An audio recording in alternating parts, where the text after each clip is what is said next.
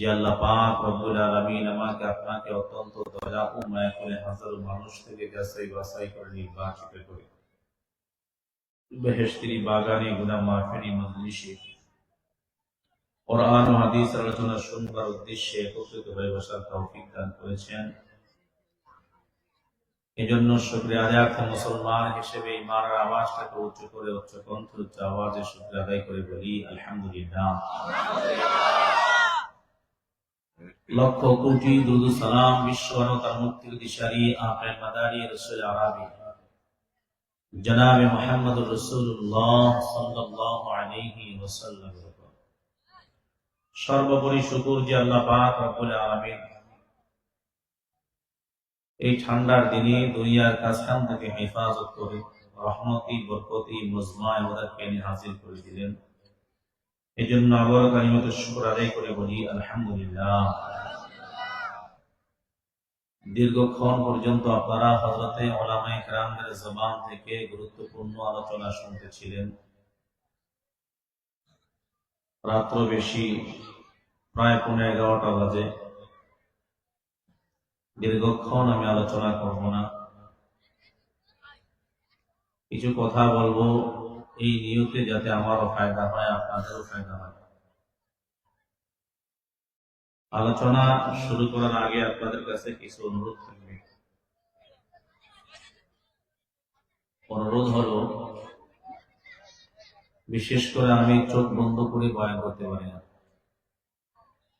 বা শ্রোতারা যদি এলোমেলো হয়, ডান বাম থেকে আওয়াজ আসে, আমি কথা বলতে পারি না। ভলান্টিয়ার ভাইরা যারা আছেন স্টেজের বাম পাশে, আমার হাতের বাম পাশে অনেক আওয়াজ হচ্ছে, এগুলা বন্ধ করেন। দ্বিতীয়ত, আমার থেকে আপনারা অনেক দূরে আছেন,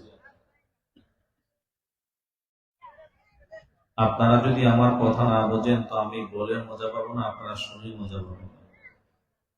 এই জন্য আবদার করবো একটু নাড়াচাড়া দেন। অনেকক্ষণ বসে আছেন, ঘুমের ভান আসছে, একটু সামনে আগে আসেন। অনেক জায়গা ফাঁকা আছে, আসা দেখি কার দিলের ভিতরে আল্লাহ আল্লাহ রাসূলের মহব্বত আছে। কোরআনের আকর্ষণের সামনে আসবেন, কোরআনের আকর্ষণের সামনে আসবেন। জি, পিছনের বাইরে একটু সামনে আগে আসেন। যারা মাঝখানে আছে, যারা সামনে আছে, তারা তো মনে করবে আমরা সামনে আছি। আসেন। এমনও তো হতে পারে আল্লাহর মাহফিল, আজকের এই মাহফিল আল্লাহ কবুল করেছেন। যদি কবুল হয়ে যায় তো কিয়ামতের ময়দানে আল্লাহ পাক রব্বুল আলামিন আমাদেরকে জান্নাতের উচ্চ মাকাম দান করবেন। আল্লাহ কবুল করুন বলে আমিন। পেছনের ভাইরা কে রাগ করেছেন? যারা পেছনে আছে সামনে আগে আসেন। আসেন, একটু আগে আসেন। এদিকের বাবারা এখনো আসে না, এদের পেছনে তাকায় আছে। বাবা একটু সামনে আগে আসেন,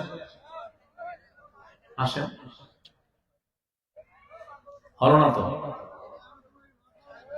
জি, আগের এলোমেলোতা এখনো রয়ে গেছে।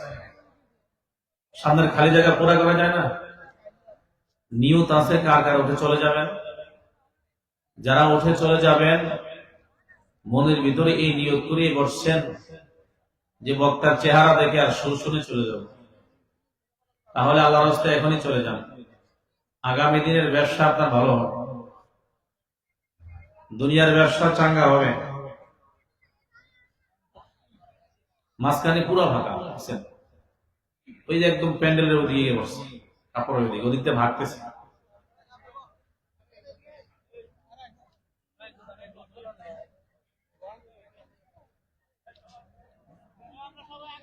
মাশাআল্লাহ। এবার কথা শুনেন, বুঝেন নাই কথা? আমার কথা বুঝেন? যাদের দিল আল্লাহ খুলে দিয়েছে হেদায়েতের জন্য, তো তাদেরকে এত কথা বলা লাগে না, অল্পতেই বুঝে।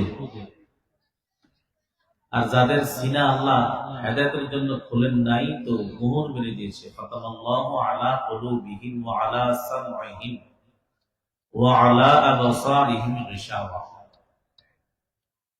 যাদের অন্তর আল্লাহ মোহর মেরে দিয়েছে, মানে সিল মেরে দিয়েছে, এটা আর খুলবে না। অন্তরে মারছে, কানে মারছে, দিমাগে বিবেকের মধ্যে মেরে গেছে। আবু জাহেলকে বারবার আল্লাহর হাবিব দাওয়াত দিয়েছে। আবু তালেব চাচাকে বারবার দাওয়াত দিয়েছে। আল্লাহ হেদায়েত রাখেন নাই, মোহর মেরে দিয়েছিলেন। ফাতামাল্লাহু আলা কুলুবিহিম ওয়া আলা সামঈহিম ওয়া আলা আবসারিহিম গিশাওয়া। চোখে পর্দা ঢেলে দিয়েছেন, হক দেখেও দেখে না, বুঝে বুঝে না। ঠিক তদ্রূপ সেই যুগের মানুষগুলা এখনো আছে, কিয়ামত পর্যন্ত থাকবে, যারা হক দেখেও দেখবে না, বুঝেও বুঝবে না। ঠিক কিনা বলুন? কিছু মানুষ আছে যারা কোরআনের ছোঁয়া পেয়ে নিজের জীবন রাঙিয়ে নেন, নিজের জীবন পরিবর্তন করে নেন। আবার কিছু মানুষ আছে যারা কোরআন থেকে দূরে সরে যাওয়ার কারণে তার জীবন পরিবর্তন হয় না, শুধু জাহান্নামের দিকে দৌড়াচ্ছে। ঠিক কিনা বলুন? وَنُنَزِّلُ مِنَ الْقُرْآنِ مَا هُوَ شِفَاءٌ وَرَحْمَةٌ لِلْمُؤْمِنِينَ وَلَا يَزِيدُ الظَّالِمِينَ إِلَّا خَسَارًا। মহান মালিক বলেন, আমি আল্লাহ কোরআন নাজিল করেছি মানুষের জন্য শিফা হিসেবে এবং রহমত হিসেবে। শিফা এর একটা অর্থ হলো দাওয়া, ঔষধ।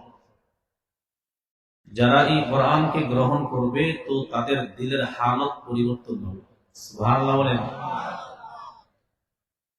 জ্বরে আক্রান্ত ব্যক্তি ঔষধ খাইলে যেরকম জ্বর পরিবর্তন হয়, রোগ পরিবর্তন হয়ে শরীর সুস্থ হয়, ঠিক তদ্রূপ যার দিলের ভিতরে গুনাহের মাত্রা আছে, শুধু মন গুনার দিকে দৌড়ায়, জিনার দিকে দৌড়ায়, হারামের দিকে দৌড়ায়, ঘুষের দিকে দৌড়ায়, সুদ খাইতে ভালো লাগে, তো তাদের জন্য কোরআন হলো ঔষধ। যারা এই কোরআন গ্রহণ করবে তো তাদের দিলের হালত আল্লাহ পরিবর্তন করে দিবে।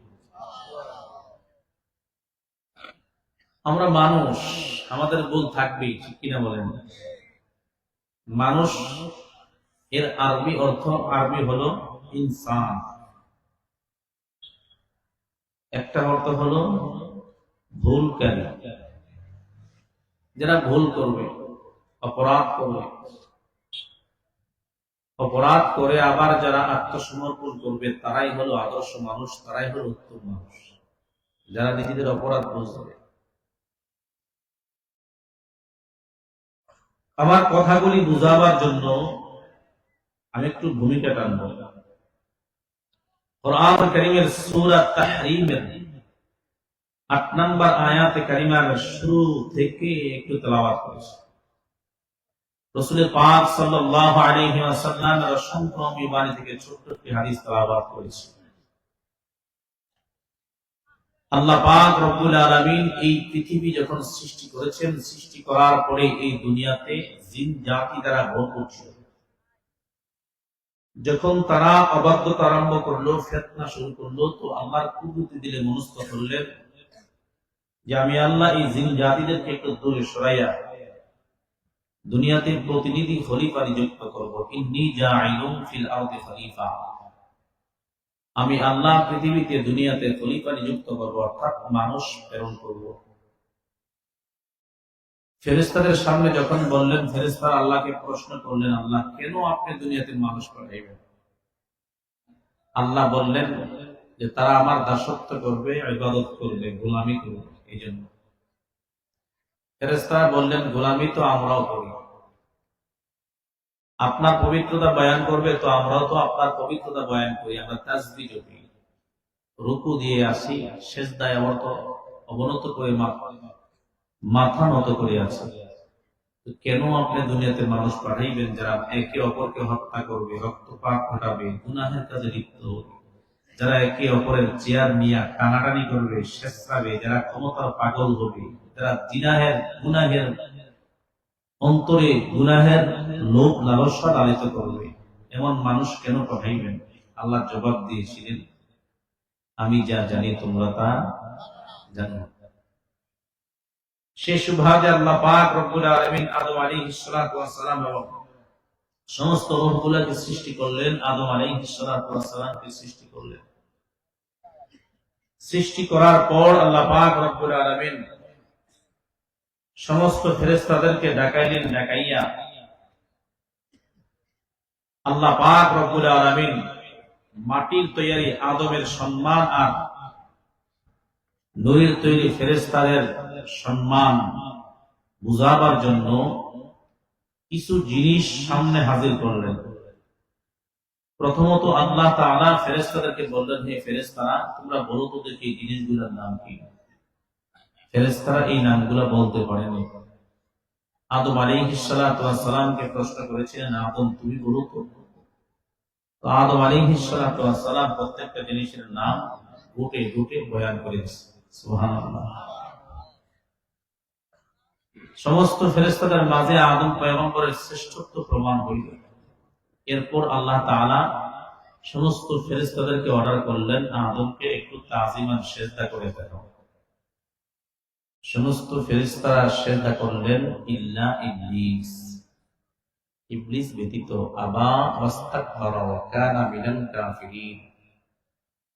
সে নিজে অহংকার করলেন, নিজের বড়ত্বটা নিজে প্রকাশ করলেন।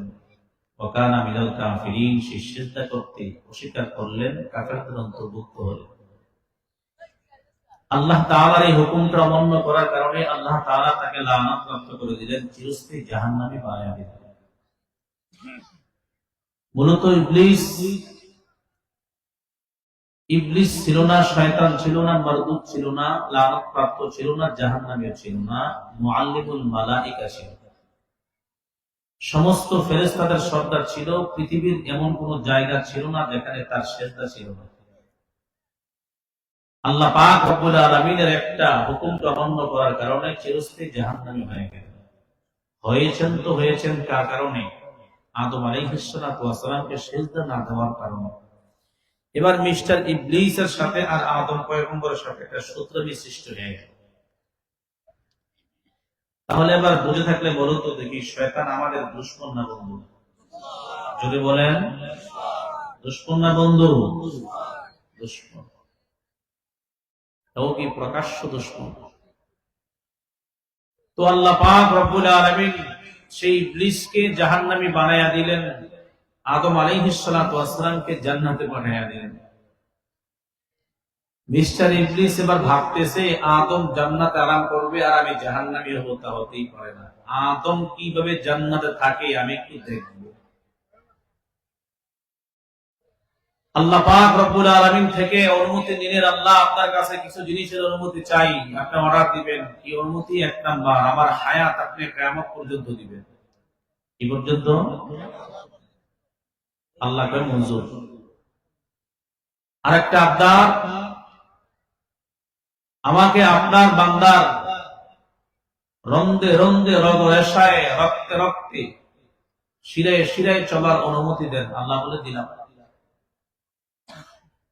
আরেকটা আবদার, আমি আপনার আদম সন্তানকে ওয়াসওয়াসা দেব, কুমন্ত্রণা দেব, আমি তার থেকে গোপন থাকবো, অনুমতি দেন। আল্লাহ বলে অনুমতি দিলাম। আমি আপনার আদমের কারণে জাহান্নামী হয়েছি, এই আদম এবং আদমের সন্তানরা কিভাবে জান্নাতে যায় আমি একটু দেখব। প্রত্যেকটি রাস্তার অলিতে গলিতে, মসজিদের দরওয়াজার সামনে, মাদ্রাসার গেটের সামনে ভালো কাজ, তাফসীরুল কুরআন মাহফিলের ঢুকবে কিভাবে আমি দেখব। আমি ওয়াসওয়াসা দিয়ে, কুমন্ত্রণা দিয়ে আপনার এই আদম নবীর সন্তানদেরকে জাহান্নামী বানায়া ছাড়ব। আল্লাহ বলে, জাহান্নাম কি তোর হাতে না আমার হাতে?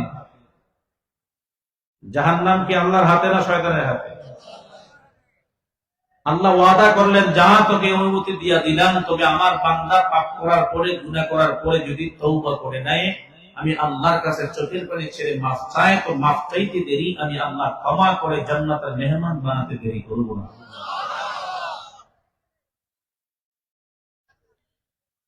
তো শয়তান আদম আলাইহিস সালাতু ওয়াস সালামকে জান্নাত থেকে বের করবেন, এটা তার মনের ভিতরে একটা জিদ।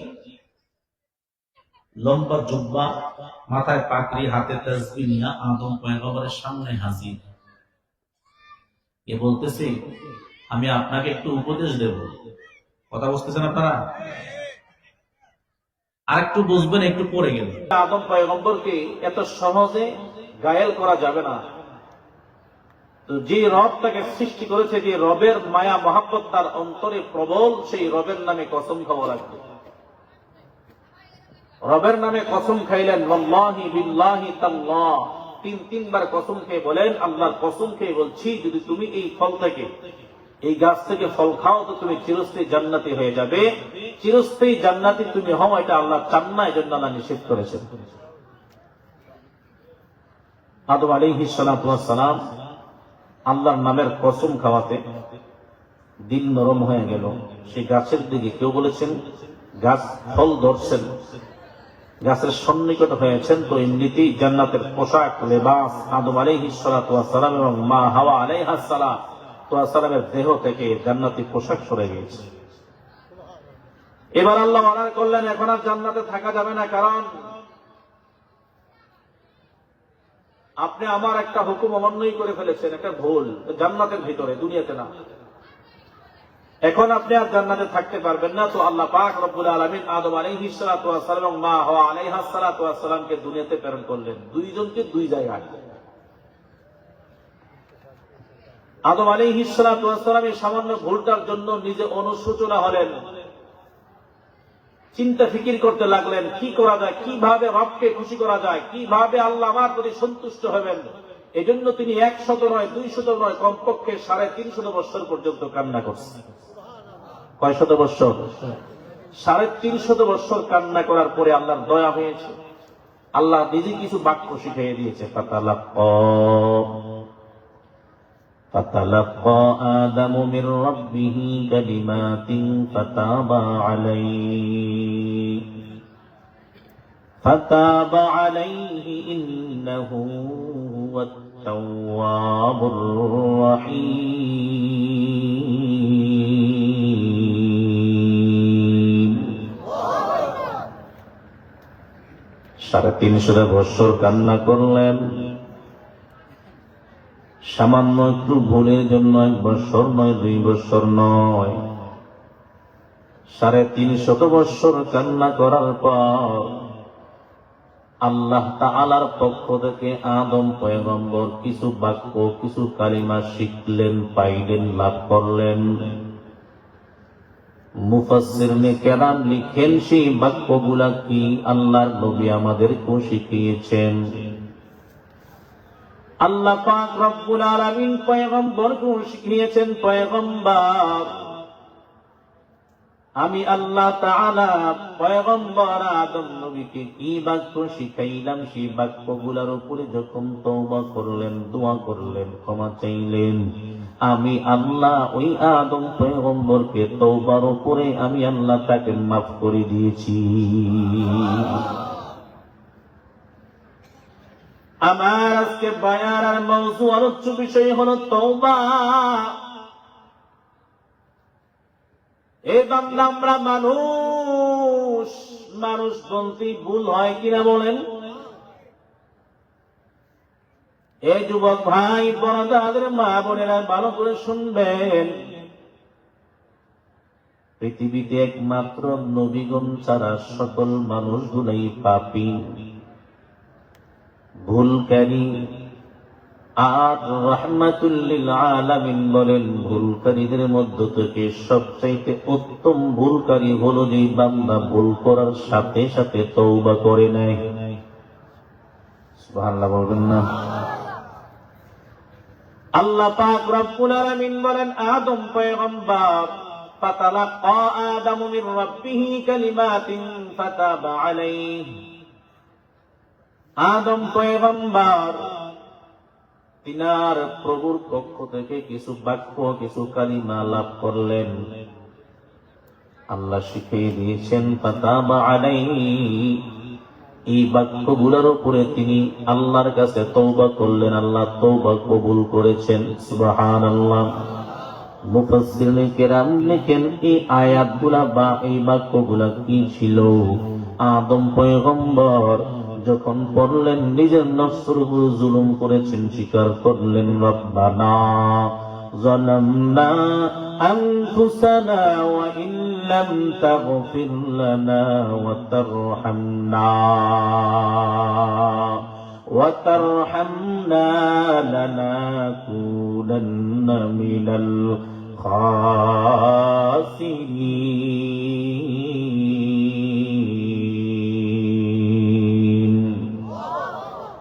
আল্লাহ পাক রব্বুল আলামিন বলেন আদম পয়গম্বরকে আমি আল্লাহ শিখিয়েছি হে আদম পয়গম্বর আপনি দোয়া করেন রব্বানা যালামনা আনফুসানা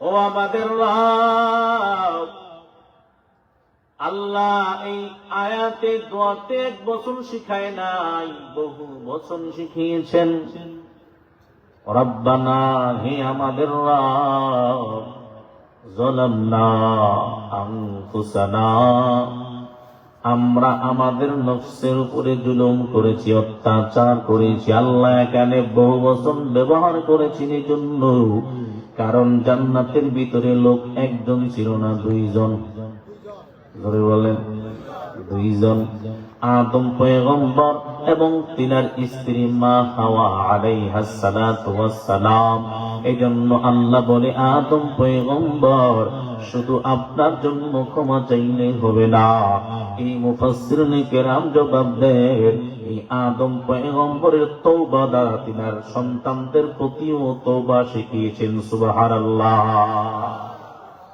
ربنا ظلمنا أنفسنا وإن لم تغفر لنا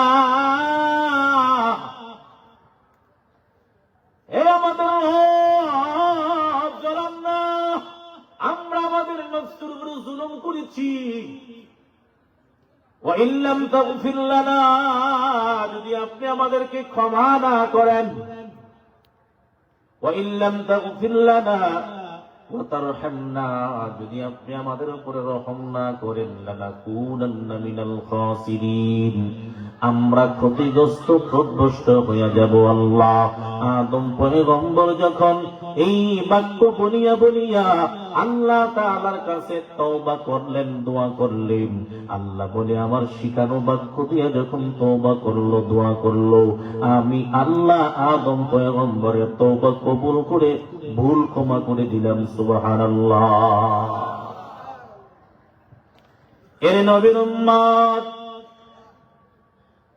কিয়ামত পর্যন্ত আগন্তুক আদম পয়গম্বরের সন্তানরা যদি ভুল করে তারা কিভাবে তওবা করবে আল্লাহ তিনার মাধ্যমে শিখিয়েছেন ঠিক কিনা বলেন কারণ আমরা তো মানুষ বলতেই ভুল দৈনন্দিন কত গুনাহ কত অপরাধ আমাদের মাধ্যমে হইতেছে কিনা বলেন বলে না গুনাহ করি না আমরা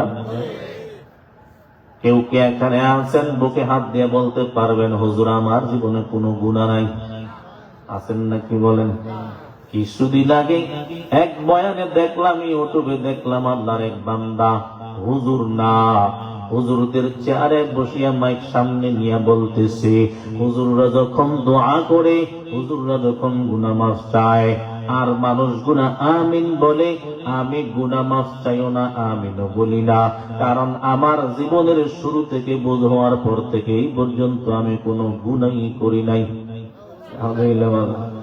আরে বোঝা গেল শয়তান একটা পাওয়া গেছে ঠিক কিনা বলে শয়তান প্রকাশ্য শয়তান একজন পাওয়া গেছে এগুলা জুতা পিটা করা দরকার ঠিক কিনা বলেন এগুলো ক্ষমতা পাইয়া রাজত্ব পাইয়া চেয়ার পাইয়া সব ভুলে গেছে দুনিয়া তো জুতার বাড়ি মরার পরেও আরো আছে না নাই কম না বেশি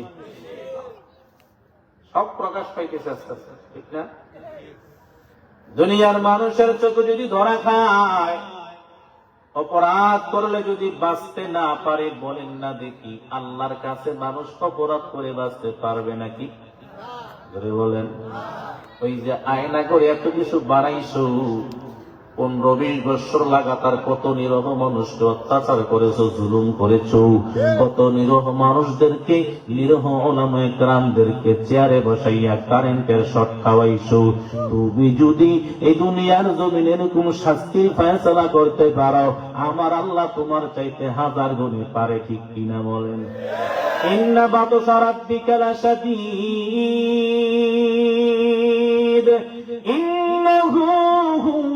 يبدئ ويعيد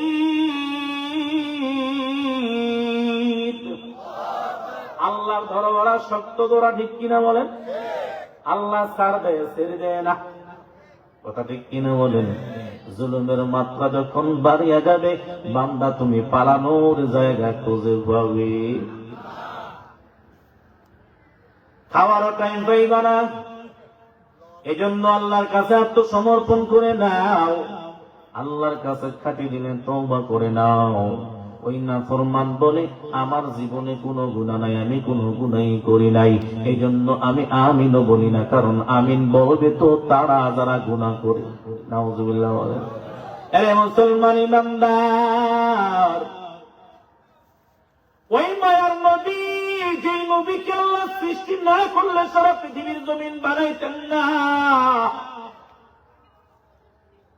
ওই পয়গম্বর পর্যন্ত দৈনন্দিন আল্লাহর কাছে কমপক্ষে 70 বার তওবা করতেন। কয়বার বলেন? কমপক্ষে 70 বার পর্যন্ত তওবা করতেন। 70 বার পর্যন্ত আল্লাহর কাছে ইস্তিগফার করতেন। সাহাবায়ে কেরাম প্রশ্ন করলেন, ও নবী আমার, আপনার জিন্দগির পূর্বার পরের সব গুনাহ আল্লাহ মাফ করে দিয়েছেন, তারপরেও কেন আপনি তওবা করেন? আমার নবী সাহাবায়ে কেরামদেরকে ডেকে বলে, সাহাবায়ে কেরাম শুনো, কিয়ামতের ময়দানে আমার উম্মতেরা গুনাহের কারণে জাহান্নামের দিকে দৌড়াবে। ওই কিয়ামতের কঠিন মুসিবতের দিন আমার তওবাগুলা, চোখের পানিগুলা হাজির করিয়া আবার আল্লাহর কাছে দাইগা বলবো, মালিক আমার একটা উম্মত আপনি জাহান্নামে দিয়েন না। যতক্ষণ পর্যন্ত আমার একটা উম্মত জাহান্নামে থাকবে, আমি নবী জান্নাতে ঢুকবো না। ও আল্লাহ, আমার তওবা চোখের পানি আপনার সামনে হাজির করিয়া আমি আপনার দরবারে আরজ করতেছি, ও আল্লাহ, আমার তওবা চোখের পানির বিনিময়ে আমার এতিম উম্মতকে ক্ষমা করিয়া দে। ইমামুল আউয়ালিনুল আখিরিন بحر صدقة رحمة للعالمين شد وجوداش رحمة للعالمين مسجدی او شد ہمارو یہ زمین سید القونین ختم المرسلین آخر آمد بود فخر الاولین। এরে মুসলমান ইমানদার, যেই নবীর কোনো গুনাহ নাই, পূর্বের সব গুনাহ পরের সব গুনাহ আমার আল্লাহ মাফ করে দিয়েছেন, ওই পয়গম্বর যদি দৈনন্দিন কমপক্ষে 70 বার করে আল্লাহর কাছে তওবা করতে পারে, আমার আপনার গুনাহের অভাব আসেনি বলেন? কত সুদ খাইলা রে ভাই, কত ঘুষ খাইলা, কত শিরকের কাজ, কত বিদআতের কাজ, কত নামাজ তুমি তরক করলা। আল্লাহর দরবার যদি খাঁটি দিলে তওবা না করতে পারো, ও আল্লাহ কিয়ামতের ময়দানে তোমাকে আমাকে ছাড় দিবে না, জাহান্নাম ছাড়া কোনো উপায় নাই, ঠিক কিনা? কবরে গেলে কবর আমার আপনার সাথে ভালো ব্যবহার করবে না। এনে আল্লাহর বান্দা সাহাবায়ে কেরামদের থেকে আমরা তওবা শিখছি, আদম পয়গম্বর থেকে আমরা তওবা শিখছি। সাহাবায়ে কেরামদের মতন তওবা যদি আমরা করতে পারি, আল্লাহ বলে, বান্দারে খাঁটি দিলে যখন তওবা করবা, আমি আল্লাহ ওয়াদা করলাম, যদি তওবার উপরে ইস্তেকামত থাকো, চোখের পানি ছেড়ে কান্না করো, বান্দা গুনাহের কাজ ছেড়ে যদি তুমি নেকের কাজ ধরো, আমি আল্লাহ ওয়াদা করলাম, বান্দা তওবা করতে দেরি, আমি আল্লাহ তোমার জীবনের গুনাহ মাফ করতে দেরি করব না।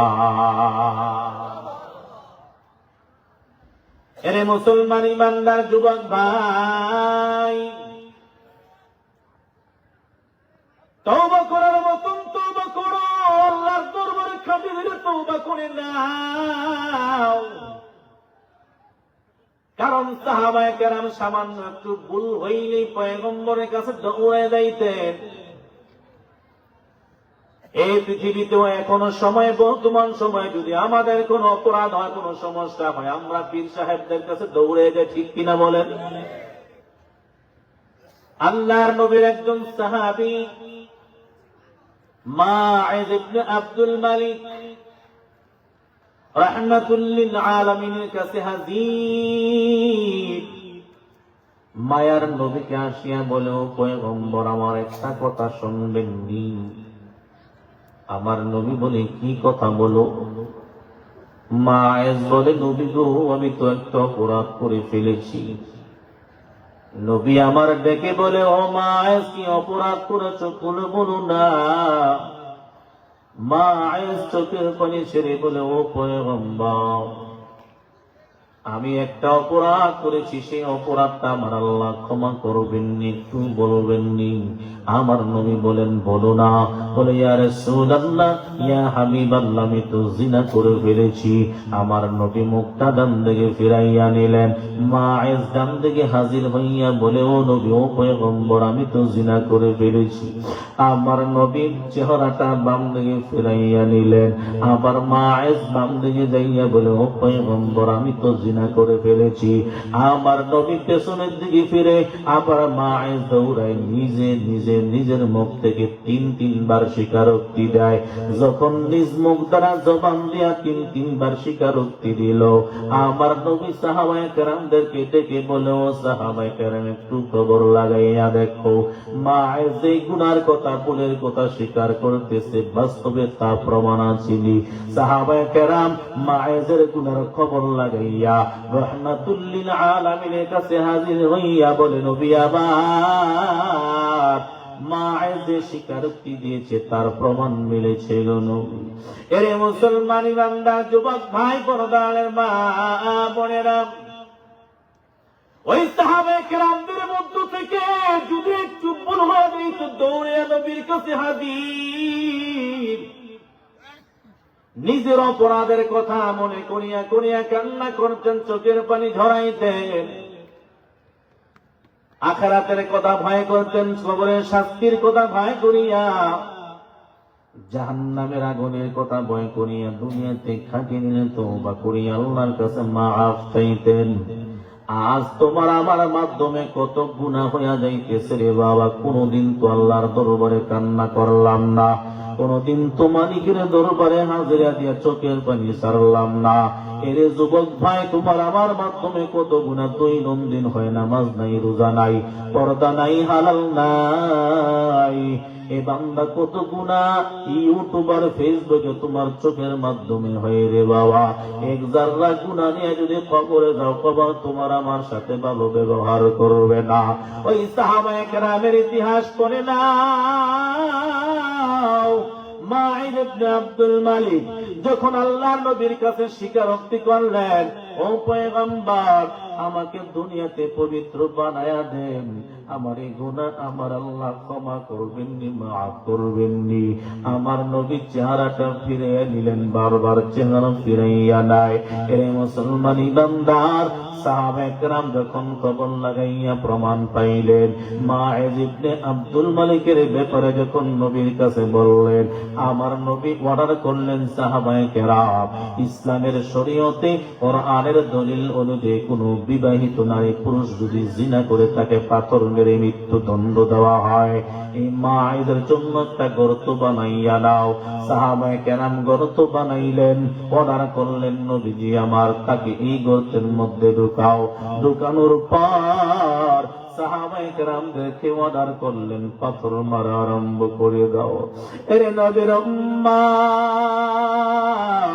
তারা জাহান্নামকে কিভাবে ভয় করেছেন, আল্লাহর শাস্তিকে কিভাবে ভয় করেছেন, জাহান্নামের আযাবকে কিভাবে ভয় করেছেন। নিজের মনের ভিতরে গুনাহের কারণে জ্বালা সৃষ্টি হয়ে গেল। দুনিয়ায় জমিনেই গুনার জন্য শাস্তি যদি ভোগ করা যায়, কারণ দুনিয়ার জমিনটা হলো ক্ষণস্থায়ী জিন্দেগি, আখিরাতের জিন্দেগিটা হলো চিরস্থায়ী জিন্দেগি। বাল তুসিরুনাল হায়াতাদ দুনিয়া ওয়াল আখিরাতু খায়রুন ওয়া আবকা। আল্লাহ বলে, দুনিয়াটাকে তোমরা প্রাধান্য দিয়েছো, দুনিয়াটা বড় নয়। দুনিয়ার জমিন চিরস্থায়ী না, আখিরাতের জমিনটা হলো উত্তম, আখিরাতের জমিনটা হলো চিরস্থায়ী। ঠিক কিনা জোরে বলেন। সে মাঈদ ইবনে আব্দুল মালিক আখিরাতের কথা মনে করিয়া, জাহান্নামের শাস্তির কথা মনে করিয়া আল্লাহর কাছে খাটিয়ে দিলে তওবা করার মানুষে আমার মায়ার নবীর কাছে নিজের হালতগুলা বয়ান করলেন। আমার নবী সাহাবে কেরামদেরকে অর্ডার করলেন, তাড়াতাড়ি তাকে পাথর নিক্ষেপ করো। সাহাবে কেরাম পাথর মারতেছে, হঠাৎ একটা পাথরের আঘাত যাইয়া মায়েদের মাথার মধ্যে পড়ল। এরে নবীর উম্মত যুবক ভাই, একটা পাথরের আঘাত যখন মায়েদের মাথার মধ্যে করে মাথার বাড়িটা টাস করে ফাটিয়া যায়, ওই রক্তের ফোঁটাটা একজন সাহাবীর গায়ে আসিয়া যখন লাগে, সাহাবীটা একটু বিরক্তি মনে করলেন, আর জবান থেকে বের করলেন, একজন নাফরমানের রক্তটা আমার গায়ে লাগছে।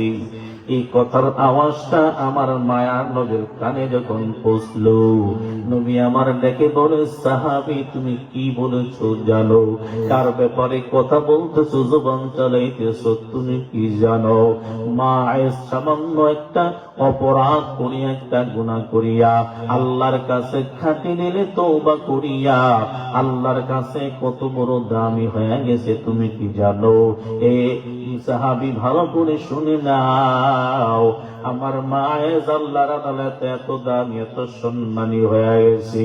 এই মায়েদের তওবাটা যদি সারা পৃথিবীর জমিনের সমস্ত গুনাহগারদের মাঝে ভাগ করিয়া দেওয়া হয়, এই একজন মায়েদের তওবাটা সারা পৃথিবীর মুসলিমদের জন্য যথেষ্ট হইয়া যাবে। এরে নবীর উম্মত, এজন্য দৈনন্দিন তোমার আমার মাঝে কত গুনাহ, একটা কবিরা গুণে জাহান্নামে নিয়ে যাওয়ার জন্য যথেষ্ট। দুনিয়ার আগুন সহ্য করতে পারি না, কিয়ামতের ময়দানে যখন জাহান্নামী হয়ে যাও, দুনিয়ার আগুনের চাইতে জাহান্নামের আগুনের তাপমাত্রা কম না বেশি? আরো ধরে বলেন, দুনিয়ার আগুনে কেউ 5 মিনিট হাতটা রাখতে পারবে না, যদি না পারে জাহান্নামের আগুনে 5 মিনিট তো দূরের কথা, 1 সেকেন্ড তো রাখা যাবে না। জাহান্নামের আগুন থেকে যদি বান্দার কয়েক শত মাইল দূরে থাকে, ওই কয়েক শত মাইল দূরের হাওয়াটার গায়ে লাগলে গা তাড়াতাড়ি জ্বলিয়া পুড়িয়া সরকার হয়ে যাবে। এরে মুসলমান ইমানদার, অপরাধ করলে শাস্তির ফয়সালা। দুনিয়ার জমিনে যদি কেউ অপরাধ করে, এখনো তো দেখেন, বাকি ভালো করে দেখবেন, কিছুদিন পূর্বে যারা এই চেয়ারে মসনদের মধ্যে বসা ছিল, মানুষদেরকে ধরিয়া ধরিয়া জেলখানায় বন্দী করত, নিরহ মুসলমান নিরহ মানুষের উপরে নির্যাতন করত, আল্লাহ তাদের দিন পরিবর্তন করাইয়া তাদের হাতে হ্যান্ডকাপ লাগাইয়া লাগাইয়া তাদেরকে এখন জেলখানায় ভরতেছে। ঠিক কিনা জোরে বলেন? কত ধরনের শাস্তির ফয়সালা আল্লাহ করতেছে বলে বান্দা দুনিয়ার জমিনে অপরাধ করলে ছাড় পায় না। যত বড় অপরাধী হোক না কেন, দুনিয়ার আদালত থেকে সে পার পায় না। আমি আল্লাহ কিয়ামতের ময়দানে আদালত কায়েম করব। দুনিয়ার জমিনের আদালত থেকে যদি তুমি মুক্তি না পাইতে পারো, কিয়ামতের ময়দানে আমি আল্লাহ তোমাকে এমন ধরা ধরব, বান্দার মুক্তি পাওয়ার কোনো ঠিকানাই নেই। ঠিক কিনা বলেন? এরে মুসলমান ইমানদার, দুনিয়ার জমিনের এক এক অপরাধের জন্য এক এক ধরনের শাস্তি। চুরি করলে এক ধরনের শাস্তি, জিনা করলে আরেক ধরনের শাস্তি, ইফতিজিং করলে আরেক ধরনের শাস্তি, আছে না নাই বলেন? কিন্তু দুঃখের বিষয় হলো, যারা শাস্তি দেয় তারা তাদের শাস্তি পায় না। ঠিক কিনা বলেন? যারা শাস্তির ব্যবস্থা করে রাখছে তাদের গুনাহ, তাদের অপরাধকে তারা অপরাধ মনে করে না, তারা শাস্তি থেকে বেঁচে যাওয়ার চিন্তা করে। কিন্তু আল্লাহ বলে, আমি আল্লাহ নির্দোষ, আমি আল্লাহ শাস্তি দেব দোষীদেরকে বাছাই করে করে করে করে আমি আল্লাহ শাস্তি দেব। আমি আল্লাহর কুদরতি নজর থেকে কোনো গুনাহগার কিয়ামতের ময়দানে বাঁচতে পারবে না। এজন্য গুনাহ থেকে ক্ষমা চেয়ে নাও। ওই আল্লাহর নবীর সাহাবী নিজের মন থেকে আল্লাহর দরবারে তওবা করেছেন। আল্লাহর দরবারে কান্না করেছেন, চোখের পানি ছেড়ে দিয়া কান্না করেছেন, ও আল্লাহ, দুনিয়ার জমিনে আমি অপরাধ করেছি, দুনিয়ার জমিনটা তো অল্প সময়ের জন্য, আখিরাতের জিন্দেগি হলো সব সময়, যে জীবনের শুরু আছে কোনো শেষ নাই।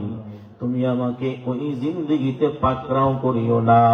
যদি আমি আমার স্বীকারোক্তি দেওয়ার কারণে যদি স্বাভাবিক সাধারণ কোনো আমার জন্য কোনো শাস্তির ফয়সালাও হয়, আমাকে মৃত্যুদণ্ড দেওয়া হয়, আমাকে রক্ত ঝরানো হয়, কিয়ামতের ময়দানে যদি আমি পার পেয়ে যাই, মুক্তি পেয়ে যাই, তাহলে এই দুনিয়ার শাস্তি আমার জন্য কিছুই না, আমি মাথা পেতে নেব।